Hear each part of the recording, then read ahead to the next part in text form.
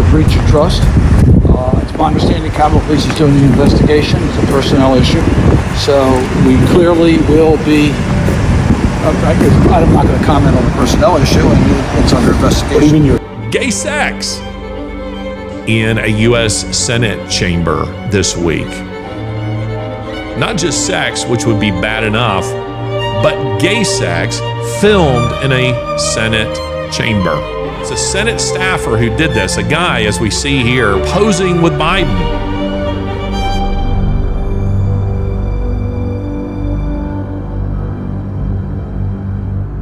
I am really looking forward to today's episode, and that's because instead of having a single idea, which is what we typically do, and drive through the entire show addressing that particular idea, today I'm largely just responding to you as an audience. Now, I'd love to be able to respond to every post, at least the thoughtful ones, and many of you do. Many of you in the posse do leave us some very thoughtful comments, both on YouTube and Twitter and other social media platforms.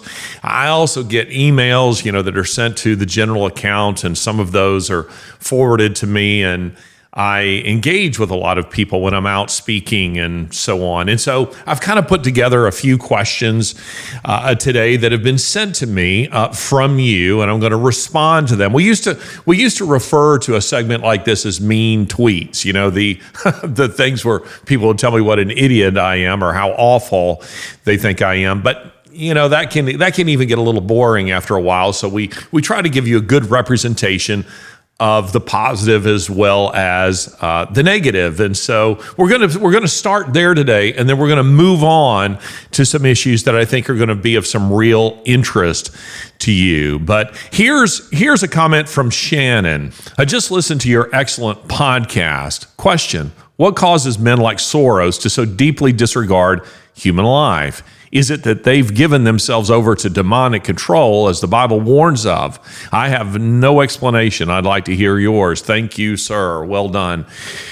Certainly there are those people who have given themselves over. And the Apostle Paul speaks of, conscience, that conscience itself can be seared. Now, again, I know that some of you who watch this show, you're not Christians, and I'm glad to have, whatever your ideological persuasion, I'm glad to have you watching this show.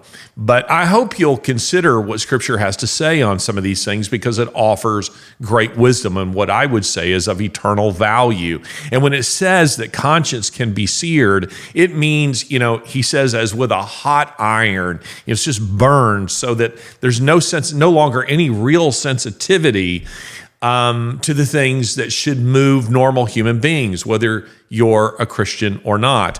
Take, for example, what happened on October 7 when Hamas attacked Israel and attacked these innocent people, concert goers, and so on. And then you see instances, or certainly hear of, if you didn't see them, instances of killing babies, of beheading babies, of raping women, of slaughtering men. Somebody doesn't just do that. They have been acclimated to that. They have been in a place where they have been so desensitized, their consciences have already been seared as with a hot iron, so that they just don't think twice about doing those kinds of things. In fact, you see this picture of a woman, whose legs are broken and her naked body is laying in a pickup truck, and she's being paraded around as though is the way I would see, someone who's returning from a hunt, the way they might have returned from a deer hunt. And this is the trophy for the day, just parading her around and not thinking anything about it. Their consciences are seared. Now, has George Soros done that kind of thing? Well, perhaps not exactly that, but he has funded it.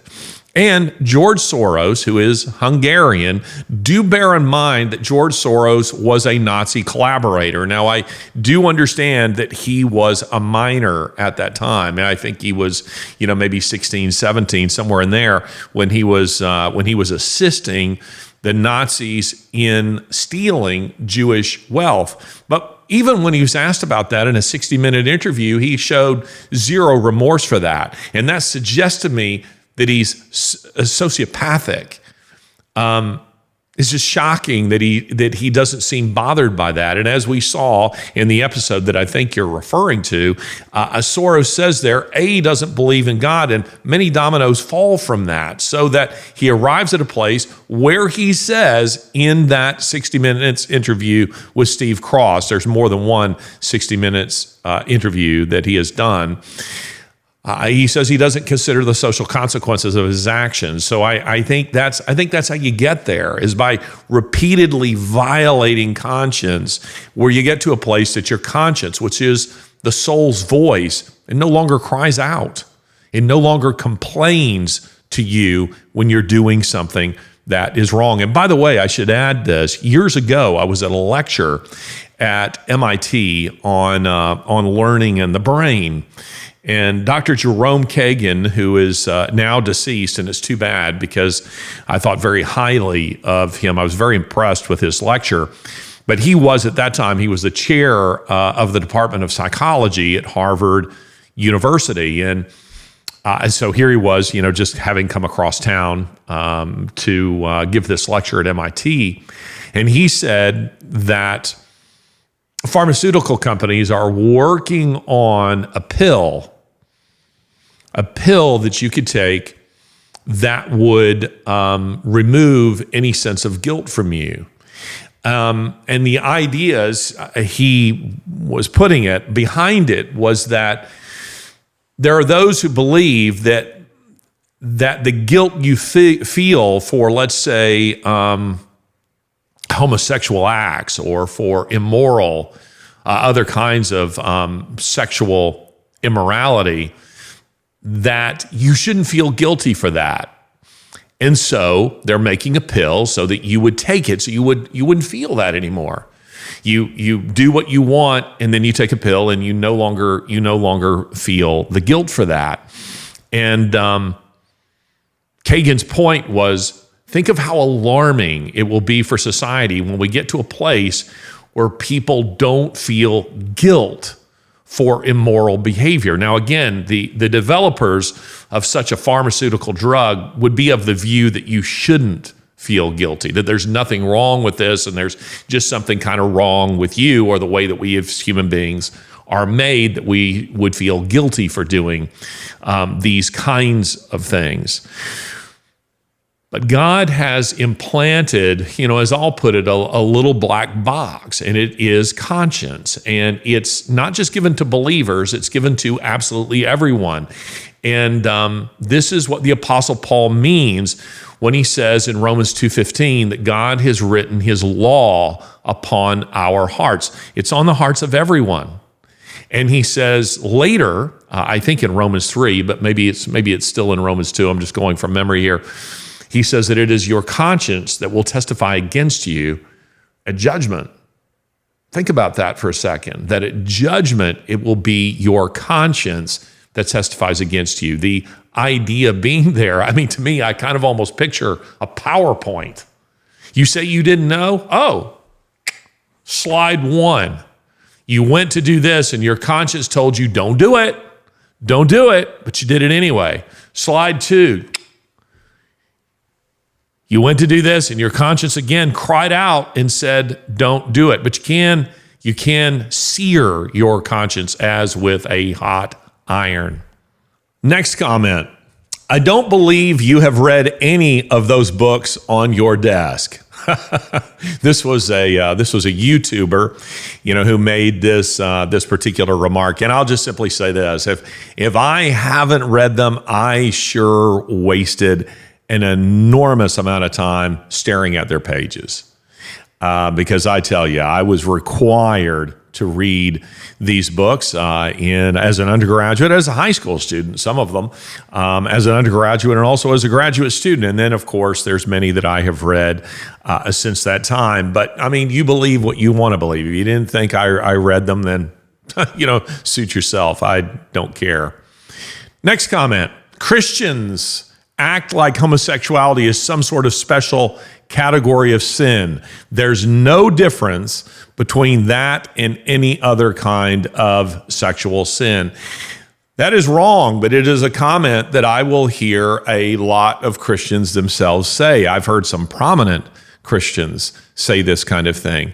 And what they don't realize that they're doing is they are misquoting, they are misusing a statement that is frequently made in Christian circles and in many Christian sermons, where something like this is said, that all sin is the same. Well, what is meant by that, the proper context of that, is all sin is the same insofar as it separates us from God. It brings separation from God. This is what's meant when we're talking about it in Romans chapter 5, verses 12 through 21, where we get the doctrine of original sin, that we're born separated from God as a result of our sin. But it doesn't mean that all sins are the same in terms of their consequences. Certainly they are not. And homosexuality is a special category of sin because it involves perversion. So if we're talking about, say, for instance, David and Bathsheba, what we're talking about there is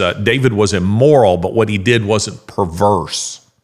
You see, in other words, homosexuality is like, say, pedophilia. It's a rebellion against nature, and it is an attack upon the very image of God. Whereas when we're talking about fornication, for instance, what we're talking about there is an act of immorality, but not an attack on the image of God, and not something that is in fact unnatural. So it is important that you understand this. They're not the same.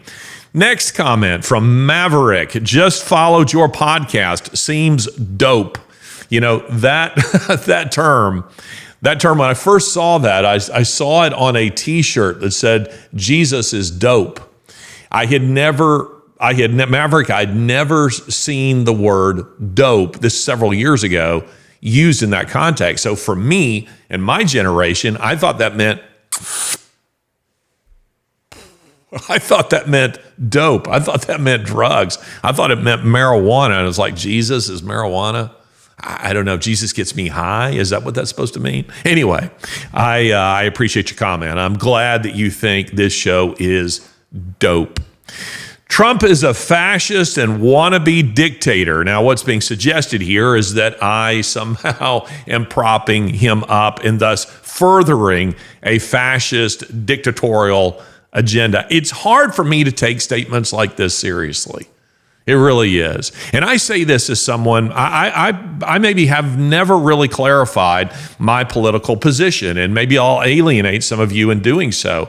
I am not so much for Trump as I am against the left. I am against the left. There's almost anybody on the somewhat conservative side of the spectrum that I would prefer to this Biden administration, or somebody on the Democrat left. I mean, we know that it's really Obama, who is the puppet master here. I would take almost anybody on the somewhat conservative side, whether that's Trump or DeSantis. And by the way, I like DeSantis. I'd be thrilled if Trump were to win, but I would be equally thrilled if DeSantis were elected. And let's just say this: DeSantis is much more conservative than is Trump. Trump, I think, is and I've said this in articles, I think that Trump is a businessman, and he understands that the way for business to work successfully, you have to keep your bargains. We know, just from recent interviews, that Donald Trump isn't particularly, pro-life. He just isn't. But he is unquestionably the most pro-life president in modern history. The fact that Roe v. Wade was overturned was because of Donald Trump. Now, how can that be when you have a guy who really isn't that pro-life? It's because he basically made a bargain with evangelicals. If you vote for me, if you elect me, if you support me, I will be your man. And he kept the bargain. He did. And he governed as a more conservative president since the most conservative president since Reagan. And in some ways, I would say more conservative than Reagan, certainly when it came to Supreme Court justice appointees and Roe v. Wade. But when you say that he's a fascist, do you even know what fascism is? I would suggest that you don't. We have, this also tells me, Trump is a fascist and a wannabe dictator. It tells me that you are of a weak mind so that you're easily manipulated by media, because this is the media narrative. They are doing everything that they're accusing Trump of doing. They're fascists and they want to be dictators. 100%. But no, it's Trump. Trump's the one that we should be wary of. Trump wasn't the guy who was for open borders. Trump isn't the guy who was for the sexualization of children. Trump isn't the guy who is pushing for digital IDs and for kill switches in your automobiles and to end your use of a gas stove and to put everything on an electric grid so they can flip a switch on your whole life. Trump isn't the guy who is deeply involved with the World Economic Forum and seeking to end U.S. sovereignty. Trump isn't the guy who got us involved in a war in Ukraine. Trump isn't the guy who's given billions, hundreds of billions of dollars to Ukraine, where it undoubtedly is being laundered and sent back into the pockets of Democrats. Trump is not that guy. So when you make statements like this, it just tells me that you really aren't thinking, you're just feeling. You're just feeling what the media wants you to feel, and they want you to feel like you're under the threat of some kind of dictatorial regime. If Trump wins, it'll be the end of American democracy. This is the kind of crap that Rob Reiner tweets.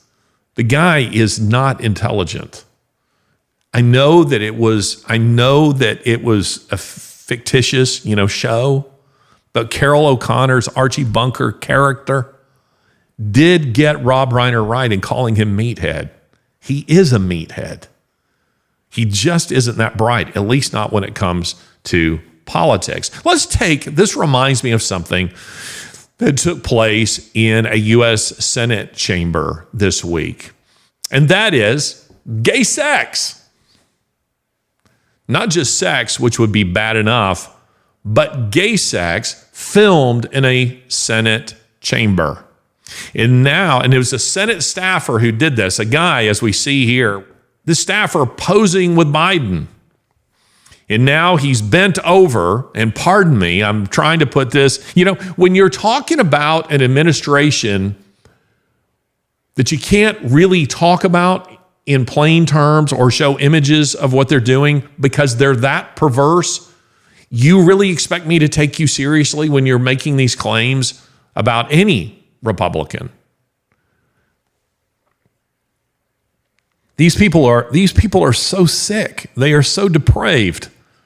So here's this guy filming himself getting rear-ended in a Senate chamber. And now we'll show you this headline: fired Senate staffer who filmed gay sex tape in hearing room cries homophobia. Now he's a victim. He's a victim for showing his rear end, for showing himself naked and having sex on a table in a Senate hearing room. We should feel sorry for him. This, it kind of reminds me of, on a less perverse side of this, mooning. I have never understood the concept of that. Someone else pulls down their pants, but I'm supposed to be the embarrassed one. You show your backside, but I'm supposed to be embarrassed. This is a humiliation to me. No, it isn't. It is to you if you're the idiot who's doing this. And by the way, these things, these perversions, they're meant to desecrate. They're meant to offend. Why choose a Senate hearing room? Why not go do this in your apartment, in your house? Because they purposefully chose sites that are in the historical sense holy. I don't mean it in the sense of religion or of the Christian faith, but they're kind of holy sites.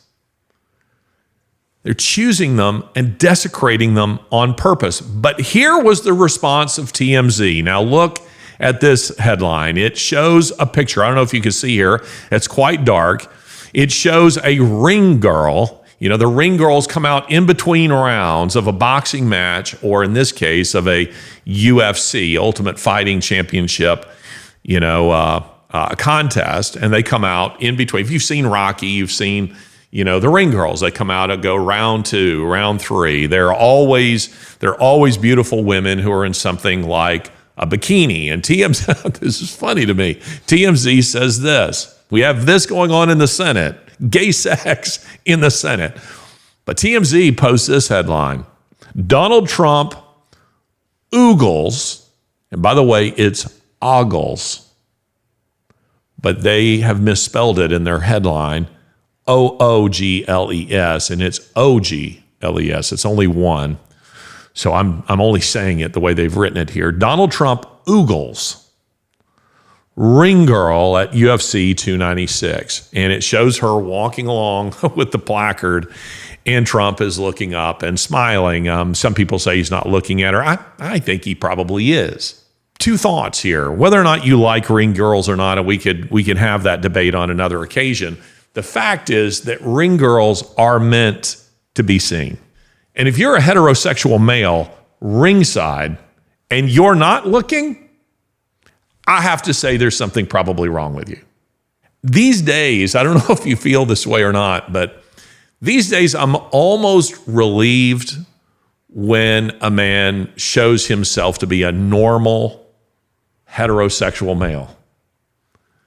You hear he's in some kind of trouble, and you discover that it involves, a woman. You just think, whew, thank God it wasn't children. Thanks God he wasn't having sex with animals. Thanks God that this didn't involve men. Thank God he's normal. But they're trying to suggest here that what Trump is doing is perverse. But you have all this going on in the Senate, and they're ignoring that. This is the administration. This is the culture that we find ourselves in. And it's important that you understand the difference here, because they want to hold up to you something like this and say, look how awful this is. This is terrible. Oh my, I can't believe he's doing this. And they're ignoring what was going on in the Senate. I also want to throw this in at this point because I think this is important. I am so glad that guys like Tucker Carlson are starting to say what I have been saying since 2016, and that is that the left is trying to create an atmosphere for an assassination on Donald Trump. Are they themselves going to engineer it? No, I don't think so. But I do think they're trying to create that atmosphere. And that's why they're saying things like he's a fascist, he's Hitler. It will be the end of American democracy. It will be the end of America as we know it. CNN and MSNBC and various other networks are pushing this narrative. It's laughable. It's insane. But they're doing it with the intent, I believe, to create an atmosphere for someone to kill Trump. And in the same way that they created an atmosphere for violence in our streets leading up to the 2020 election. White supremacy is such a problem. We have all these racists in our country. The black man is suppressed. We need to get out into the streets. We need to protest. And of course, that kind of, really hasn't really stopped. We now have, these kind of mob lootings and things of that nature, but they were creating the atmosphere for this. And they made sure through Soros appointed prosecutors that there was almost no prosecution of the people who were committing these things, but they created the atmosphere. This, ladies and gentlemen, is a tactic that was used by the Bolsheviks in the lead up to the Russian Revolution. It's what they did in various countries where they overthrew those regimes to install Marxist or communist regimes. But it's also a tactic that was used by Adolf Hitler in the lead up to the seizure of power in Germany in 1933. The fascists were doing this. They were doing it with their brown shirts, their SAs, their stormtroopers, whatever you want to call them, but they were doing this in the street. And then they created throughout the 1930s an atmosphere of hatred towards Jews, so that people got to a place where they were so numb to the narrative, they just didn't think twice when they saw people forcing a Jew to clean the sidewalk, with a toothbrush, or where the Star of David was painted upon their windows, and people were told not to shop there. And ultimately, until those people were being rounded up and put on cattle cars, people just turned a blind eye to it and didn't pay attention to it. So this is the kind of atmosphere they're seeking to create. And it reminds me towards Trump and towards, of course, those who would vote for him, or conservatives in general. Christians, I would suggest to you, are a primary target here. But it reminds me of another book that I haven't read. I say that sarcastically. I not only read it, but taught it for many years, and that's T.S. Eliot's Murder in the Cathedral. It's an interesting, little book, fictitious, but based on a historical event, and that is the killing of Thomas à Becket by King Henry, who had a great, how shall I put it, conflict with him. And it had to do with, ecclesiastical power versus that of the church versus that of the secular authority, which was embodied by the king himself. And Thomas à Becket was eventually murdered by some of the king's men. How did that come about? Well, in real history, in both, and also in the in Murder in the Cathedral, Elliot's book, you have this. The king says something to this effect: will no one rid me of this troublesome priest? He floated that remark as if speculating, gosh, well, is there no one I can count on? None of my men that I can count on to actually rid me of this troublesome priest? Oh, well. And what did his men do? They went to Canterbury and they murdered Thomas à Becket. But it gave Henry a kind of deniability. He could say, oh gosh, well, that wasn't what I was calling for. That isn't what I meant. I was just simply saying, Becket is really getting on my nerves. I wasn't calling for anyone to murder him. That's what's going on with this. Will no one rid me of this troublesome priest? Will no one rid me of this? Will no one rid America of this fascist would-be dictator, Donald Trump? Oh, someone shot him? Someone blew up his car? Well, we weren't calling for that. Shock and horror. This is what they're doing. This is how evil these people are. Next, best books on manliness to read to my 16-year-old son. I am the father of 3 fine grown young men, and took very seriously the task of raising them to honorable manhood. And my response, also having spent 30 years teaching young people, teaching youth, young men and young women, I would suggest to you that you do not want to be reading books or having your son reading books about manliness. No young man wants to do that. I would hate that. He doesn't want to read Wild at Heart. He's not interested in reading books along those lines, unless he's just a very unusual kid. And if he is, then great. Instead, what I would say is have him read. Don't read to him. I mean, he's 16 years old. He can do this himself. But have him read biographies of great men. And I've just written down a few titles here to be helpful to you. And by the way, anybody who's watching the show today, These are books you'll enjoy, whether you're male or female. These are all excellent books, and I brought some of them here. I just very quickly went through my bookshelf and grabbed a few. Let's see here. We've got David McCullough's Truman. Anything by David McCullough, I think, is great. David McCullough also has a great voice. He narrated Ken Burns' Civil War series, back in the 80s. And there is at least a version of this on audio tape that he himself narrates that is not it's not abridged. But this book is excellent, and it is, it was a bestseller when it came out in the early 90s, and it follows, of course, the life and career, the presidency of Harry Truman.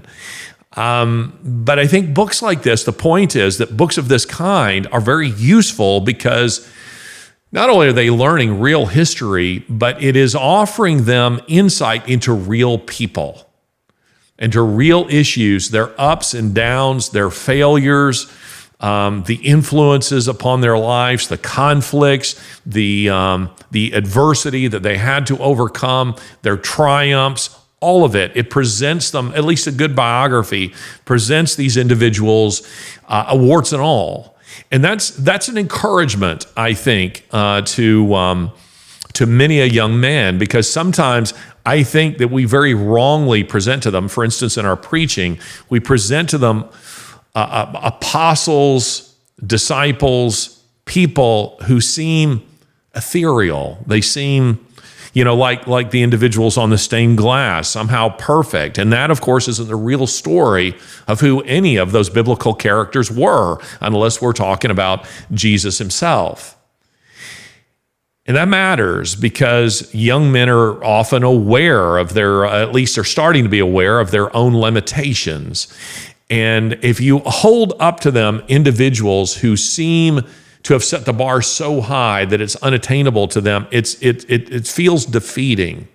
But when you go and you read the story of, as another book I've put here, of, let's say, Undaunted Courage by Stephen Ambrose. Stephen Ambrose, the late Stephen Ambrose, historian, he's telling the story of Lewis and Clark, their journey all the way to the Pacific Northwest. And these guys faced lots of adversity, and they themselves had plenty of faults. I've also included here Endurance. I don't have it here, but Endurance is the story of Shackleton and his voyage to Antarctica, which is fantastic. My Early Life by Winston Churchill, The Great Escape right here, which is, became the movie, the iconic movie for my generation with guys like James Garner and Steve McQueen and Charles Bronson and various others. The book is fabulous. Stanley, about the life of Henry Morton Stanley by Tim Geel. John Adams, David McCullough, another David McCullough book. There are a ton of them that you can read that are fantastic, and a young man will love them.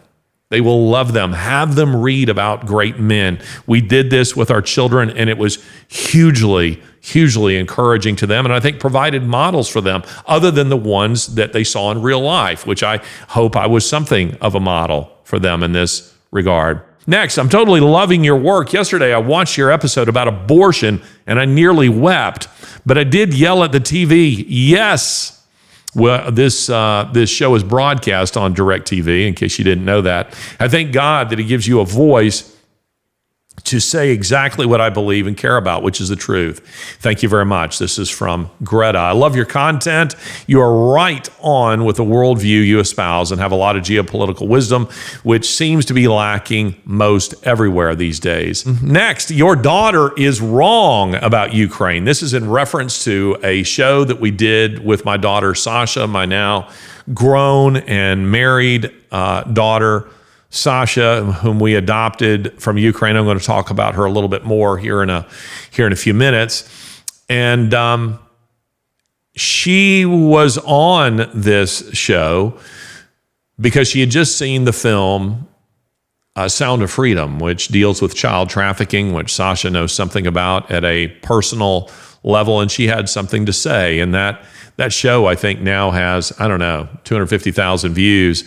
If you haven't seen it, you should go and watch it. What's funny about that show, there are those who would suggest that somehow I was manipulating Sasha. Sasha has she has very strong opinions, and she will tell her story, but she prefers, if she can, that I'm there with her, because she would like me to sort of tell the story, and then she chimes in from time to time with her own opinions, which she did. You can go and watch that. And then the final remark here, you're so handsome and smart. And that one is from my mother.